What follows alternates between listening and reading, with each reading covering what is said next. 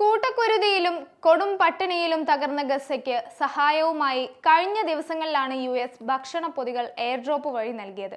എന്നാൽ ഓരോ ദിവസവും ഗസയിൽ ഇസ്രായേൽ ചൊരിയുന്ന ബോംബുകളിലേറെയും അമേരിക്കൻ ആയുധ കമ്പനികളുടെ മുദ്രയുള്ളതാണ്.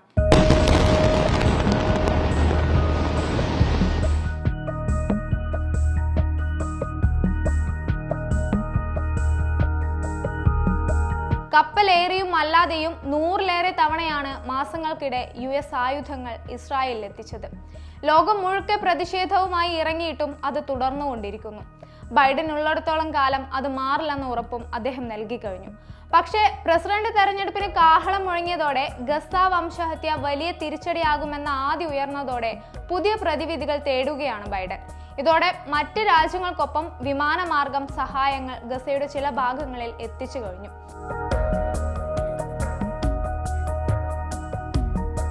വ്യോമമാർഗം നൽകുന്നതോടൊപ്പം കടൽ മാർഗവും എത്തിക്കാനായി ഗസയിൽ താൽക്കാലിക തുറമുഖത്തിന്റെ നിർമ്മാണവും ആരംഭിച്ചു. 60 ദിവസത്തിനകം പൂർത്തിയാക്കി കടൽ മാർഗമുള്ള സഹായങ്ങൾക്കുള്ള കേന്ദ്രമാക്കി ഇതിനെ മാറ്റുകയാണ് ലക്ഷ്യം. എന്നാൽ ഒരേ സമയം ഇരകൾക്ക് ഭക്ഷണവും ആക്രമികൾക്ക് ബോംബും നൽകുന്ന നയം മനസ്സിലാകുന്നില്ലെന്ന് സ്വന്തം പാർട്ടിയിലെ തന്നെ പ്രതിനിധിയായ റോഖന്ന പറയുന്നു.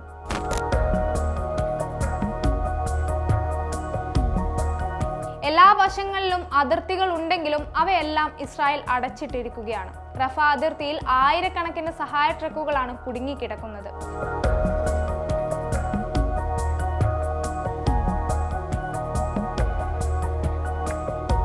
ഗസക്കകത്ത് ഇവയുടെ വിതരണത്തിന് UN സംവിധാനം നിലനിൽക്കെയാണ് അവ മാറ്റിവെച്ച് അലക്ഷ്യമായി വിമാനമാർഗം സഹായ പാക്കറ്റുകൾ നൽകുന്നത്. സഹായ പാക്കറ്റുകൾക്കൊപ്പമുള്ള പാരച്യൂട്ടുകൾ പ്രവർത്തിക്കാത്തതിനെ തുടർന്ന് കഴിഞ്ഞ ദിവസം ഇവ ശരീരത്തിൽ വീണ് 6 ഫലസ്തീനികൾ കൊല്ലപ്പെട്ടിരുന്നു.